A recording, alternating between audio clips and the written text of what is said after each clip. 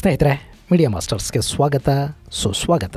ಗೆಳೆಯರೆ, ನಮ್ಮನ್ನು ಯಾರೋ ನೋಡ್ತಾ ಇದ್ದಾರೆ, ತಪ್ಪು ಮಾಡಿದ್ರೆ ತಕ್ಷಣ ನಮ್ಮ ಜೇಬಿನ ಮೇಲೆ ಹೊಡಿತಾರೆ ಅನ್ನೋ ಭಯ ಬಾರದೇ ಇದ್ರೆ ನಾವು ಯಾವ ರೂಲ್ಸ್ ಅನ್ನು ಫಾಲೋ ಮಾಡೋದಕ್ಕೆ ಹೋಗೋದಿಲ್ಲ. ಶಿಸ್ತು ಅನ್ನೋದಿದೆಯಲ್ಲ, ಇದು ನಮ್ಮ ಜೀವನ ಶೈಲಿ ಖಂಡಿತ ಅಲ್ವೇ ಅಲ್ಲ, ಅದು ಭಯದಿಂದ ಮಾತ್ರ ನಮಗೆ ಬರಬೇಕು. ಹೀಗಾಗಿನೇ ನಮ್ಮಲ್ಲಿ ಜನ ಟ್ರಾಫಿಕ್ ರೂಲ್ಸ್ ಅನ್ನು ಫಾಲೋ ಮಾಡಲಿ ಅಂತ ಎಲ್ಲ ರಸ್ತೆಗಳಲ್ಲಿ ಕ್ಯಾಮರಾಗಳನ್ನು ಹಾಕಿದ್ದಾರೆ. ಸ್ವಲ್ಪ ಎಡವಟ್ಟಾದರೂ ಆ ಕ್ಯಾಮರಾಗಳು ಫೋಟೋ ತೆಗೆದು ಮನೆಗೆ ಫೈನ್ ಚೀಟಿ ಕಳುಹಿಸ್ಕೊಡುತ್ತವೆ, ಜೇಬಿನ ಮೇಲೆ ಒದೆ ಬೀಳುತ್ತಲ್ಲ. ಹೀಗಾಗಿ ಈಗೀಗ ಸ್ವಲ್ಪ ಜನ ಟ್ರಾಫಿಕ್ ರೂಲ್ಸು ಅಂದ್ರೆ ಏನು ಅಂತ ಕಲಿಯೋದಕ್ಕೂ ಶುರು ಮಾಡಿದ್ದಾರೆ. ಹಾಗಂತ ಫೈನ್ ಕಟ್ಟೋರ ಸಂಖ್ಯೆ ಕೂಡ ನಮ್ಮಲ್ಲಿ ಕಡಿಮೆ ಏನಿಲ್ಲ. ಗೆಳೆಯರೆ, 2024ರಲ್ಲಿ ಇಡೀ ದೇಶದಲ್ಲಿ ವರದಿಯಾಗಿರುವ ಟ್ರಾಫಿಕ್ ಫೈನ್ ಎಷ್ಟು ಗೊತ್ತಾ? ಬರೋಬ್ಬರಿ 12,000 ಕೋಟಿ ರೂಪಾಯಿ. ಈ 12,000 ಕೋಟಿ ಅನ್ನೋದಿದೆಯಲ್ಲ, ಇದು ಜಗತ್ತಿನ ಕೆಲ ಸಣ್ಣ ಸಣ್ಣ ದೇಶಗಳ GDPಗಿಂತಲೂ ಹೆಚ್ಚು. ಹಾಗಾದ್ರೆ ಇಷ್ಟೊಂದು ಫೈನ್ನಲ್ಲಿ ಈಗಾಗಲೇ ಕಲೆಕ್ಟ್ ಆಗಿರೋ ಮೊತ್ತ ಎಷ್ಟು ವಾಹನಗಳ ಮೇಲೆ ಫೈನ್ ಬಿದ್ದಿದೆ, ಯಾರು ಹೆಚ್ಚು ಫೈನನ್ನು ಕಟ್ತಾ ಇದ್ದಾರೆ ಅನ್ನೋದ್ರ ಬಗ್ಗೆ ಒಂದಷ್ಟು ಮಾಹಿತಿಯನ್ನು ನಾವಿಲ್ಲಿ ನೋಡೋಣ.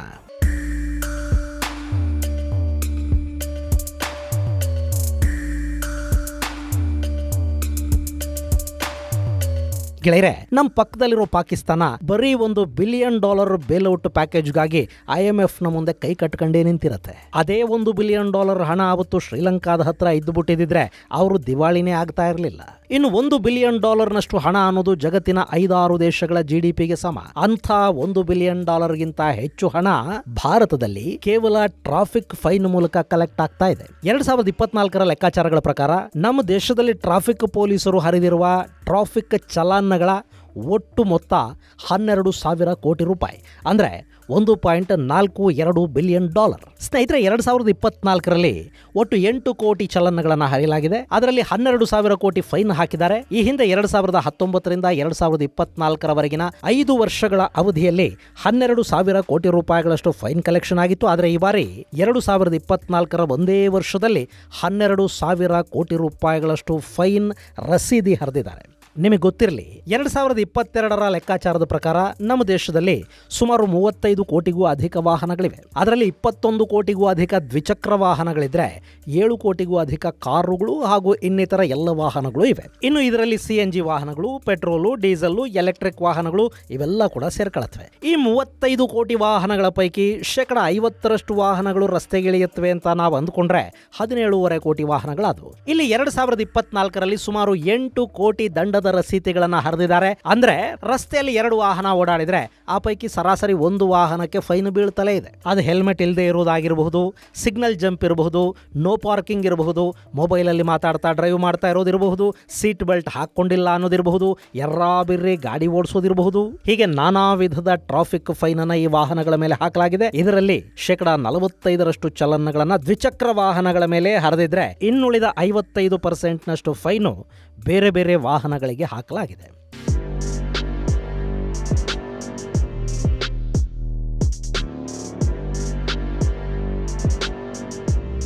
ಗೆಳೆಯರೆ, ಇಲ್ಲಿ 12,000 ಕೋಟಿ ಫೈನ್ ಹಾಕಲಾಗಿದೆ ಅಲ್ವಾ? ಅದರಲ್ಲಿ ಈಗಾಗಲೇ ಕಲೆಕ್ಟ್ ಮಾಡಿರೋ ಮೊತ್ತ ಎಷ್ಟು ಅಂದ್ರೆ ಬರೀ 3,000 ಕೋಟಿ ರೂಪಾಯಿ ಮಾತ್ರ. ಇಲ್ಲಿ ಫೈನ್ ರಸೀತಿಗಳು ಮನೆಗೆ ಹೋಗುತ್ತವೆ. ಇನ್ನು ಸಾಕಷ್ಟು ಬಾರಿ ಫೈನ್ ಹಾಕಿದ್ದಾರೆ ಅನ್ನೋದು ಕೂಡ ವಾಹನ ಮಾಲೀಕರಿಗೆ ಗೊತ್ತೇ ಇರೋದಿಲ್ಲ. ಯಾಕೆಂದ್ರೆ ಅಡ್ರೆಸ್ ಬದಲಾದ ಸಂದರ್ಭಗಳಲ್ಲಿ ರಸೀತಿಗಳು ಮನೆಗೆ ಹೋಗಿರೋದಿಲ್ಲ. ಇಂಥವರು ಮುಂದೆ ಯಾವಾಗಾದರೂ ಟ್ರಾಫಿಕ್ ಪೊಲೀಸರು ಗಾಡಿ ಹಿಡ್ಕೋತಾರಲ್ಲ, ಆಗ ತಮ್ಮ ಹಳೆಯದು ಜನ್ಮಾಂತರಗಳ ಫೈನು ಎಲ್ಲ ಸೇರಿ ಒಂದೇ ಸರಿ ಕಟ್ಟಬೇಕಾಗಿ ಬರುತ್ತೆ. ಇನ್ನು ಕೆಲವರು ಆಮೇಲೆ ಕಟ್ಟೋಣ ಬಿಡು ಅಂದ್ಕೋತಾರೆ. ಅಂಥವರಿಗಾಗಿ ಈ ಹಿಂದೆ ನಮ್ಮ ರಾಜ್ಯದಲ್ಲಿ ಪೊಲೀಸ್ ಇಲಾಖೆ ಹಾಗೂ ಸಾರಿಗೆ ಇಲಾಖೆಗಳು ಸೇರಿ ಒಂದು ಅಭಿಯಾನವನ್ನು ಮಾಡಿದ್ವು. ಫೈನ್ ಅಮೌಂಟ್ ಅಲ್ಲಿ ಅರ್ಧ ಡಿಸ್ಕೌಂಟ್ ಅನ್ನು ಕೊಡಲಾಯಿತು. ಅಲ್ಲಿ 100 ಕೋಟಿ ರೂಪಾಯಿ ಫೈನ್ ಹಣ ಕಲೆಕ್ಟ್ ಆಯಿತು. ಅದೇ ಟೆಕ್ನಿಕ್ ಅನ್ನ ಮುಂದೆ ಕೂಡ ಮಾಡಲಾಗುತ್ತೋ ಏನೋ ಗೊತ್ತಿಲ್ಲ. ಅಕಸ್ಮಾತ್ ಹಾಗೆ ಮಾಡಿದ್ರು ಸುಮಾರು 4,500 ಕೋಟಿ ರೂಪಾಯಿಗಳಷ್ಟು ಫೈನ್ ಕಲೆಕ್ಟ್ ಆಗೋ ಸಾಧ್ಯತೆ ಇರುತ್ತೆ. ಇಲ್ಲಿ ಒಮ್ಮೆ ಫೈನ್ ಬಿತ್ತು ಅಂದ್ರೆ ಅದನ್ನು ಕಟ್ಟದೆ ತಪ್ಪಿಸ್ಕೊಳ್ಳೋದಕ್ಕಂತೂ ಸಾಧ್ಯ ಆಗೋದೇ ಇಲ್ಲ. ಇವತ್ತೆಲ್ಲ ನಾಳೆ ಟ್ರಾಫಿಕ್ ಪೊಲೀಸರಿಗೆ ಸಿಗಲೇಬೇಕಾಗುತ್ತೆ, ಅಥವಾ ಟ್ರಾಫಿಕ್ ಪೊಲೀಸರೇ ಇಲ್ಲದ ಕಡೆ ಗಾಡಿಗಳನ್ನು ಓಡಿಸ್ಕೊಂಡಿರ್ಬೇಕಾಗತ್ತೆ. ಯಾವಾಗಾದರೂ ತಗಲಾಕೊಂಡಾಗ ಪೊಲೀಸರು ಎಲ್ಲವನ್ನೂ ಕಕ್ಕಿಸ್ತಾರೆ. ಇನ್ನು ನೀವು ಆಗಾಗ ಪೇಪರ್ಗಳಲ್ಲಿ ಓದ್ತಾ ಇರ್ತೀರಲ್ಲ, ಯಾವುದೋ ಸ್ಕೂಟಿ ಮೇಲೆ 1.5 ಲಕ್ಷ ಫೈನ್ ಹಾಕಿದ್ರು, ಬುಲೆಟ್ ಮೇಲೆ 2 ಲಕ್ಷ ಫೈನ್ ಬಿತ್ತು ಅಂತೆಲ್ಲ. ಇವೆಲ್ಲ ಕೂಡ ನಿರಂತರವಾಗಿ ಫೈನ್ ಹಾಕಿಸ್ಕೊಂಡು ಯಾವಾಗಲೂ ಒಮ್ಮೆ ತಗಲಾಕೊಂಡಾಗ ಪೊಲೀಸರಿಗೆ ಕಟ್ಟಬೇಕಾಗಿ ಬರುವಂಥ ಫೈನುಗಳು. ಅಂಥ ಸಂದರ್ಭಗಳಲ್ಲಿ ಒಂದು ಫೈನ್ ಕಟ್ಟಬೇಕಾಗತ್ತೆ, ಅಥವಾ ಗಾಡಿನೇ ಪೊಲೀಸರ ಕೈ ಕೊಟ್ಟು ಹೋಗಬೇಕಾಗತ್ತೆ. ಗೆಳೆಯರೆ, ಟ್ರಾಫಿಕ್ ವೈಲೇಷನ್ ಅನ್ನ ಪೊಲೀಸ್ ಇಲಾಖೆ ಸೀರಿಯಸ್ ಆಗಿ ತಗೊಳ್ತಾ ಇದೆ. ಹೀಗಾಗಿ ದೇಶದ ಪ್ರಮುಖ ನಗರಗಳಲ್ಲಿ ಅತಿ ಹೆಚ್ಚು ಫೈನ್ ಅನ್ನು ಹಾಕ್ತಾ ಇದ್ದಾರೆ. ಉದಾಹರಣೆಗೆ ಗುರುಗ್ರಾಮದಲ್ಲಿ ಟ್ರಾಫಿಕ್ ಪೊಲೀಸರು ಪ್ರತಿದಿನ 10 ಲಕ್ಷಕ್ಕೂ ಅಧಿಕ ಮೊತ್ತದ ಫೈನ್ ಅನ್ನು ಕಲೆಕ್ಟ್ ಮಾಡ್ತಾ ಇದ್ದಾರೆ. ಅಲ್ಲಿ ತಿಂಗಳಿಗೆ ಸರಾಸರಿ 4,500 ಚಲನ್ಗಳನ್ನ ಹರಿಲಾಗ್ತಾ ಇದೆ. ಇನ್ನು ನೋಯ್ಡಾದಲ್ಲಿ ಪ್ರತಿ ತಿಂಗಳು 3 ಲಕ್ಷ ರೂಪಾಯಿಗಳನ್ನ ಕೇವಲ ಹೆಲ್ಮೆಟ್ ಇಲ್ಲದೆ ಇದ್ದ ಪ್ರಯಾಣಿಕರೇ ಕಟ್ತಾ ಇದ್ದಾರೆ. ಇನ್ನು ಬೆಂಗಳೂರಿನಂತಹ ಮಹಾನಗರದಲ್ಲಿ ಕೂಡ ಕೋಟ್ಯಂತರ ರೂಪಾಯಿ ಟ್ರಾಫಿಕ್ ಫೈನ್ ಕಲೆಕ್ಟ್ ಆಗ್ತಾ ಇದೆ. ಬೆಂಗಳೂರಲ್ಲಿ ಒಂದು ಪ್ರಕರಣದಲ್ಲಿ ಸ್ಕೂಟಿ ಸವಾರನೊಬ್ಬ 311 ಬಾರಿ ಟ್ರಾಫಿಕ್ ರೂಲ್ಸ್ ಅನ್ನ ವೈಲೇಟ್ ಮಾಡಿದ್ದ. ಸುಮಾರು 1.6 ಲಕ್ಷ ರೂಪಾಯಿಗಳಷ್ಟು ಫೈನ್ ಅನ್ನು ಕಟ್ಟಿದ್ದ. ಹಾಗೇನೆ ಈ ಹಿಂದೆ ಗುರುಗ್ರಾಮದ ಬಳಿ ಲಾರಿ ಮಾಲೀಕನೊಬ್ಬ ತನ್ನ ಲಾರಿಯಲ್ಲಿ ಸುಮಾರು 18 ಟನ್ನಷ್ಟು ಹೆಚ್ಚು ತೂಕವನ್ನು ಹಾಕಿದ್ದ ಕಾರಣದಿಂದ 2 ಲಕ್ಷಕ್ಕೂ ಅಧಿಕ ಮೊತ್ತವನ್ನ ಫೈನ್ ರೂಪದಲ್ಲಿ ಕಟ್ಟಬೇಕಾಗಿ ಬಂತು. ಇಂಥ ಪ್ರಕರಣಗಳು ಈಗ ಹೆಚ್ಚಾಗ್ತಾ ಇವೆ. ಹೀಗಾಗಿ ಭಾರತದಲ್ಲಿ ಟ್ರಾಫಿಕ್ ಫೈನ್ ಕಲೆಕ್ಷನ್ ಕೂಡ ಮುಂದಿನ ದಿನಗಳಲ್ಲಿ ಮತ್ತಷ್ಟು ಹೆಚ್ಚಾಗುವ ಸಾಧ್ಯತೆ ಇರುತ್ತೆ. ಸ್ನೇಹಿತರೆ, 12,000 ಕೋಟಿ ರೂಪಾಯಿಗಳಷ್ಟು ಮೊತ್ತದ ಚಲನ್ ಅನ್ನು ಹರಿಯಲಾಗಿದೆ. 3,000 ಕೋಟಿಗೂ ಅಧಿಕ ಪ್ರಮಾಣದ ಫೈನ್ ಕಲೆಕ್ಷನ್ ಆಗಿದೆ. ಅಂದ್ರೆ ವಿತೌಟ್ ಚಲನ್ ಹಣ ಇನ್ನೆಷ್ಟು ಕಲೆಕ್ಟ್ ಆಗಿರಬಹುದು ಯೋಚನೆ ಮಾಡಿ. ಸೊ ಟ್ರಾಫಿಕ್ ಅಲ್ಲಿ ನಿಮಗೆ ಫೈನ್ ಹಾಕಿದ್ರು ಅಥವಾ ನೀವು ಪೊಲೀಸರ ಕೈಯನ್ನ ಬಿಸಿ ಮಾಡಿ ಅವರ ಜೇಬು ತುಂಬಿಸಿದ್ರು ಕತ್ರಿ ಬೀಳೋದು ನಿಮ್ಮ ಜೇಬಿಗೆನೆ. ಹೀಗಾಗಿ ವಾಹನ ಸವಾರರು ಟ್ರಾಫಿಕ್ ಫೈನ್ ಕಟ್ಟದೇ ಇರೋ ಹಾಗೆ ಎಚ್ಚರವನ್ನು ವಹಿಸಬೇಕು. ಹಾಗಾದಾಗ ಪೊಲೀಸರು ಹಣ ಕೇಳ್ತಾರೆ, ದುಡ್ಡು ತಗೋತಾರೆ ಅನ್ನೋ ಮಾತುಗಳೇ ಕೇಳಿ ಬರುವುದಿಲ್ಲ. ಒಂದು ವಾಹನದಲ್ಲಿ ಎಲ್ಲ ದಾಖಲಾತಿಗಳನ್ನು ಸರಿಯಾಗಿ ಇಟ್ಕೊಂಡಿದ್ರೆ ಯಾವ ಪೊಲೀಸರು ಏನು ಮಾಡೋದಕ್ಕೆ ಸಾಧ್ಯ ಆಗುತ್ತೆ? ಹಾಗೆಯೇ ಟ್ರಾಫಿಕ್ ನಿಯಮಗಳನ್ನು ಪಾಲಿಸಬೇಕಾದ ಜವಾಬ್ದಾರಿ ಕೂಡ ನಮ್ಮ ಮೇಲೆ ಇರುತ್ತೆ.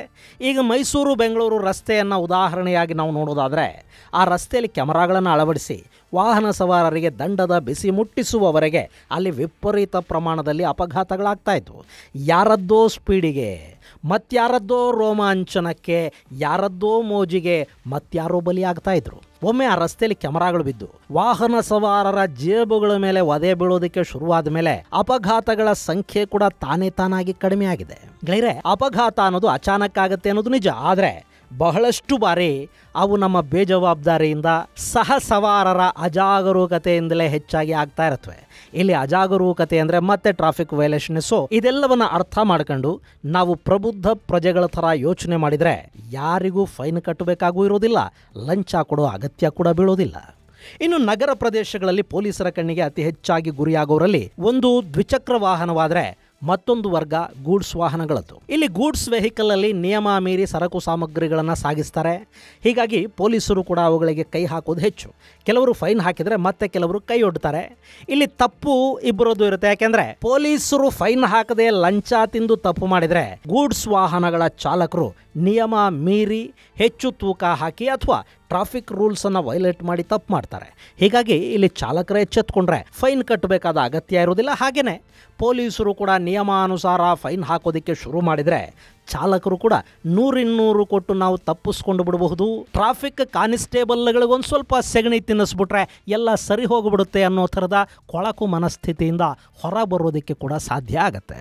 ನಾನು ಕಂಡ ಹಾಗೆ ಇತ್ತೀಚೆಗೆ ಸಾಕಷ್ಟು ಜನ ವಿದ್ಯಾವಂತ ಪೊಲೀಸ್ ಕಾನ್ಸ್ಟೇಬಲ್ಗಳು ಬರ್ತಾ ಇದ್ದಾರೆ. ಲಂಚಕ್ಕೆ ಕೈಯೊಡ್ಡುವ ಕಾನ್ಸ್ಟೇಬಲ್ಗಳ ಪ್ರಮಾಣ ಕೂಡ ದಿನೇ ದಿನೇ ಕಡಿಮೆ ಆಗ್ತಾ ಇದೆ. ಮರ್ಯಾದೆಯಿಂದ ಬದುಕ್ತಾ ಇರೋ ಸಾಕಷ್ಟು ಜನ ಪೊಲೀಸರಿದ್ದಾರೆ. ಹಾಗೆ ಎಲ್ಲಾ ಕಡೆ ಕೊಳಕಿರೋ ಹಾಗೆ ಅಲ್ಲೂ ಕೂಡ ಒಂದಷ್ಟು ಕೊಳಕು ಇದೆ. ಪಾಪ ಅವರು ತಾನೇ ಏನು ಮಾಡ್ತಾರೆ, ಕೆಲ ಕಡೆಗಳಲ್ಲಿ ಲಂಚ ಕಲೆಕ್ಟ್ ಮಾಡಿ ಕೊಡೋದಕ್ಕೆ ಕೂಡ ಟಾರ್ಗೆಟ್ಗಳಿರ್ತವೆ. ಹೀಗಾಗಿ ಅದನ್ನು ತಪ್ಪಿಸಬೇಕು ಅಂದರೆ ವಾಹನ ಚಾಲಕರು ಸ್ವಲ್ಪ ರೂಲ್ಸ್ ಅನ್ನು ಫಾಲೋ ಮಾಡಿಬಿಟ್ರೆ ಸಾಕಾಗುತ್ತೆ.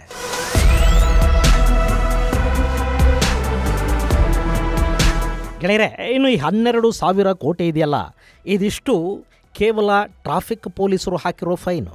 ಇದರ ಜೊತೆ RTOಗಳು ಕೂಡ ಫೈನ್ ಹಾಕ್ತಾ ಇರ್ತಾರೆ. ಆ ಫೈನ್ನ ಮೊತ್ತ ಎಷ್ಟು ಅನ್ನೋದು ಇನ್ನೂ ಗೊತ್ತಾಗಬೇಕಾಗಿದೆ. ಆದರೆ ಅದು ಗೂಡ್ಸ್ ವಾಹನಗಳಿಗೆ ಮಾತ್ರ ಸೀಮಿತ ಆಗಿರುತ್ತೆ. ಇನ್ನು ಈ RTOಗಳ ಬಗ್ಗೆ ಹೇಳೋದೇ ಬಡಾಬಡಿ. ಯಾಕೆಂದ್ರೆ ಇವತ್ತು ನಮ್ಮ ದೇಶದ RTO ಕಚೇರಿಗಳೊಂದು ಸರಿಯಾಗಿದ್ದು ಬಿಟ್ಟಿದ್ದಿದ್ರೆ ರಸ್ತೆಯಲ್ಲಿ ಅಪಘಾತಗಳ ಪ್ರಮಾಣನೂ ಕಡಿಮೆ ಆಗ್ತಾ ಇತ್ತು. ಟ್ರಾಫಿಕ್ ರೂಲ್ಸ್ ಅನ್ನ ಪದೇ ಪದೇ ಮೀರುವವರ ಸಂಖ್ಯೆ ಕೂಡ ಕಡಿಮೆ ಆಗ್ತಾ ಇತ್ತು. ಅಲ್ಲಿ ಡ್ರೈವಿಂಗ್ ಲೈಸೆನ್ಸ್ ಅಂತ ಕೊಡ್ತಾರಲ್ಲ, ಆ ಸಂದರ್ಭದಲ್ಲೇ ಬಡ್ಡಿ ಮಕ್ಕಳು ಲಂಚ ತಿಂತಾರೆ. ಭಾರತದಲ್ಲಿ ಲೈಸೆನ್ಸ್ ತಗೊಳ್ಳೋದಕ್ಕೆ ನಿಮಗೆ ಡ್ರೈವಿಂಗೇ ಬರಬೇಕು ಅಂತೇನಿಲ್ಲ. ಲಂಚ ಕೊಡೋದಕ್ಕೆ ಬಂದರೆ ನಿಮಗೊಂದು ಲೈಸೆನ್ಸ್ ಸುಲಭವಾಗಿ ಸಿಕ್ಕಿಬಿಡುತ್ತೆ. ಹೀಗೆ ಲೈಸೆನ್ಸ್ ತಗೊಂಡು ಬರ್ತಾರಲ್ಲ, ಅವರಿಗೆ ಟ್ರಾಫಿಕ್ಕೂ ಗೊತ್ತಿರೋದಿಲ್ಲ, ಅದರ ರೂಲ್ಸೂ ಗೊತ್ತಿರೋದಿಲ್ಲ.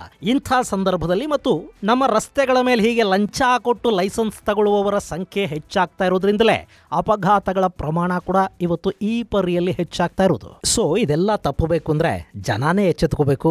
ನಾವು ಲಂಚ ಕೊಡಬಾರ್ದು ಅಂದರೆ ಟ್ರಾಫಿಕ್ ರೂಲ್ಸ್ ಬಗ್ಗೆ ಅರ್ಥ ಮಾಡ್ಕೋಬೇಕು ಮತ್ತು ಅದನ್ನು ಫಾಲೋ ಮಾಡೋದಕ್ಕೆ ಶುರು ಮಾಡಬೇಕು. ಆಗ ಈ ಫೈನ್ ಮೇನಿಯಾ, ಪೊಲೀಸರನ್ನು ಬೈಕೊಳ್ಳೋದು ಇದೆಲ್ಲ ಸಹಜವಾಗಿ ಕಡಿಮೆ ಆಗುತ್ತೆ. ಇನ್ನು ಈಗ 2025ರಲ್ಲಿ 5 ತಿಂಗಳು ಮುಗಿತಾ ಬಂದಿದೆ. ಈ ವರ್ಷ ಇನ್ನೆಷ್ಟು ಫೈನ್ ಕಲೆಕ್ಟ್ ಆಗುತ್ತೆ ಅನ್ನೋದನ್ನು ನಾವು ಕಾದು ನೋಡಬೇಕು.